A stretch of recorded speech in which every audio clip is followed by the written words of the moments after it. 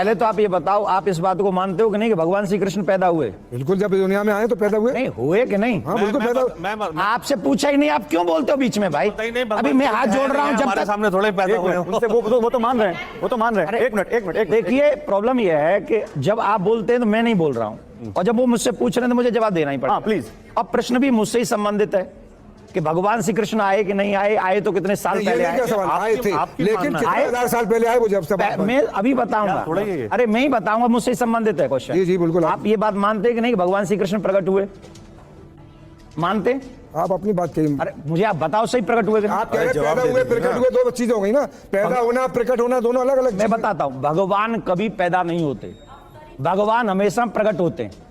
भगवान श्री कृष्ण कंस की कारागार में अष्टभुजा रूप में वहां पर प्रकट हुए, देवकी वसुदेव के सामने प्रकट हुए हैं, और 5,500 वर्ष पहले प्रकट हुए, द्वापर युग के अंत में प्रकट हुए। अभी कलयुग चल रहा है, कलयुग का प्रथम चरण चल रहा है, और प्रथम चरण से पूर्व में जब द्वापर युग एंड होने वाला था, तब भगवान श्री कृष्ण 5,500 वर्ष पहले प्रकट हुए, देवकी के सामने, वसुदेव के सामने चतुर्भुजी रूप में प्रकट हुए। और जहां आज आपकी ईदगाह है, वही कंस का वो कारागार था जहां देवकी और वसुदेव को रखा गया था।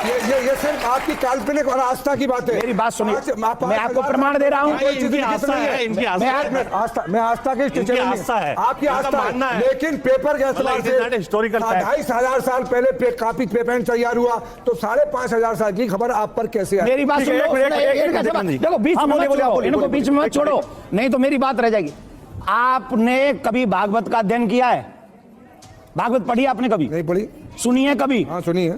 सुनिए, हमारे आर्यन आर्य टीचर थे, वो हमें टीचर की बात मत थे, अरे थे, और ये कहते थे ये काल्पनिक बातें हैं, इसमें सत्यता नहीं है। इसलिए मेरा निवेदन है, कौन क्या कहते थे? आर्यन आर्य हमारे टीचर से पढ़ाते थे, और हमने जितनी महाभारत और गीता सुनी है उन्हीं से सुनी। अच्छा हाजी खान साहब, एक मिनट। देवकीनंदन जी एक मिनट, आप बोलिएगा, जनता क्या सोचती है इस बारे में, मैं वो पूछ लेता हूँ। मैम बोलिए, आप क्या सोचती हैं? माँ को एक वरदान होता है, अगर उसके पेट में कोई बच्चा आ गया, आक्रांता का आ गया, चोर का आ गया, डाकू का आ गया, 9 महीने अगर उसने उसको पाल लिया, वो प्यार से पैदा कर ही देती है। आप कैसी बात करते हैं उस जमाने के बारे में सोचिए। ठीक है मैम।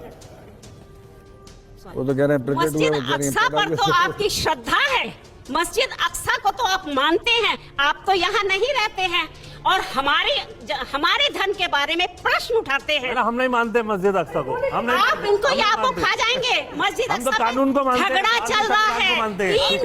ठीक है, एक मिनट। भारतीय संविधान नहीं। बोलिए, आपस में बात नहीं, आपस में सर बात नहीं। एक मिनट। आज आप इतिहास को और ऐतिहासिक तथ्यों को जिस तरह नकार रहे हैं, हो सकता है 4 पीढ़ियों बाद आपको भी कोई नकार दे कि आप थे ही नहीं। ठीक है, चलिए। ऑब्वियस है। क्या सवाल। एक मिनट, कामरान साहब आप बोल रहे थे, क्या बोल रहे थे आप? कि आप अक्सा मस्जिद को नहीं मानते। यहाँ पे बहुत सारे, मैं वोटिंग करा लूंगा, वो कह देंगे कितना मतलब ये मैं आई एम मतलब ओवर है, मैं यहाँ पर जो है एक कानून के ज्ञाता होने के नाते आया हूँ। मंदिर और मस्जिद मेरे लिए इस वक्त कुछ भी नहीं है, मुझे जो है संविधान और कानून की जो है कहते हैं इस वक्त इबादत करनी। ठीक है, यहाँ पर जो डिस्कशन चल रहा है वो इतिहास को, कानून को, आस्था को, सबको मिला दिया गया है। इतिहास जो है वो आस्था जो है वो इतिहास नहीं हो सकती, जो इतिहास है वो कानून नहीं हो सकता।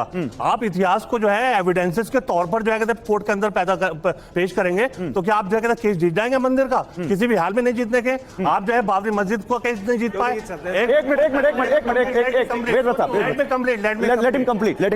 जितने भी केसेस हैं, मैम प्लीज रुकिए ना, वो बोलने दीजिए उनको। जितने भी केसेस हैं इस वक्त पेंडिंग, मस्जिद और मंदिर से जाके विवादित, सबके अंदर जो है जो एविडेंसेस हैं, जो ओरिजिनल एविडेंसेस हैं, उनको अप्रिशिएट किया जाएगा। बाबा क्या कह रहे हैं? एविडेंस कैसे मिलेगा कामरान साहब? एविडेंस कैसे मिल सकते? Evidence let him complete.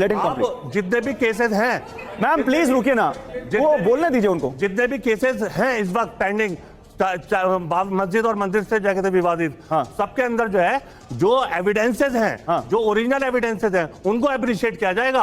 बाबा क्या कह रहे हैं? एविडेंस कैसे मिलेगा कामरान साहब? एविडेंस कैसे मिलेगा? एविडेंस जो है आपके जाके रिकॉर्ड के अंदर होते हैं। नहीं, अगर किसी के एविडेंस रिकॉर्ड में नहीं है तो वो एविडेंस कैसे मिलेंगे? मैं आपसे पूछ रहा हूँ।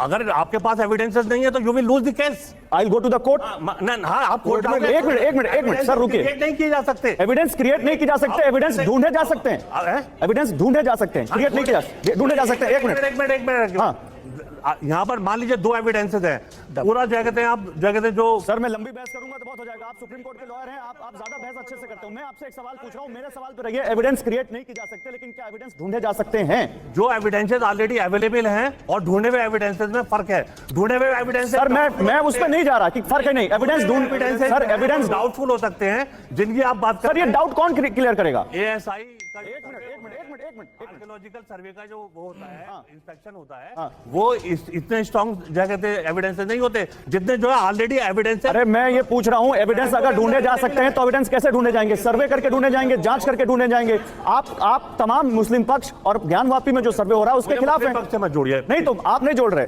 मुस्लिम पक्ष तो उसके खिलाफ है ना। बाबरी मस्जिद जब खुदाई राम मंदिर की जब शिलान्यास हो रही थी, उसको भी कुशीनगर एएसआई के सर्वे के इलाहाबाद हाई कोर्ट ने कहा, एएसआई ने कहा हाई कोर्ट में कि कुशीनगर जैसा अवशेष मिल रहा है, बौद्ध स्थल मिल रहा है, तो आपने बौद्ध स्थल क्यों नहीं दे दिया? जिस तरह से आप कह रहे हैं कि स्वामी प्रसाद कह रहे हैं कि 20,000 मंदिर बौद्ध स्थल है, तो उसको दे दिए। केदारनाथ धाम को देवकीनंदन जी जवाब दीजिए। मतलब स्पेशली भाई साहब जो बोल रहे हैं, बहुत अच्छी रणनीति है ये कि इनको आपस में लड़ा दो।